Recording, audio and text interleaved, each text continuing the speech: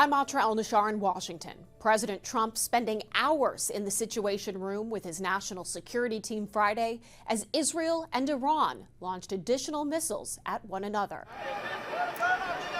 Soon after news broke Thursday night of Israel's strikes on Iran, the Trump administration issued its first comment, stressing, "We are not involved." A close ally to Israel and in the middle of nuclear talks with Iran, the U.S. was already in a position to be pulled into what comes next. Iran suspending talks with the U.S. indefinitely, claiming the attacks were carried out with the cooperation, coordination, or at least they say a green light from the United States, saying the U.S. must be held accountable. President Trump telling Reuters, "We knew everything and I tried to save Iran humiliation and death. I tried to save them very hard because I would have loved to have seen a deal worked out. They can still work out a deal, however. It's not too late." Members of Congress are wary of a regional conflict breaking out, but are showing different levels of concern about U.S. forces getting involved. Republican Senator Lindsey Graham says Iranian officials who survived Israel's initial strikes should agree to abandon their nuclear program. Quote, "If not, America, the greatest power for good on earth, should be all in to help Israel finish the job."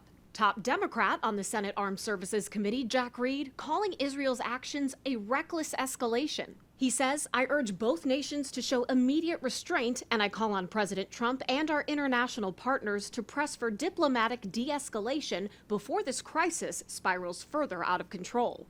It's inevitable the U.S. will feel an economic impact from this conflict. Stocks were down Friday over the geopolitical instability, and oil prices saw an immediate spike. GasBuddy's Patrick DeHaan tells me he expects gas prices to rise 10 to 25 cents over the next couple of weeks. Conflict increases risk of oil flows being disrupted. The degree of what happens from here on out depends on the degree in which Iran responds, or if Israel escalates the situation and has new attacks. So far, de-escalation seems out of the question.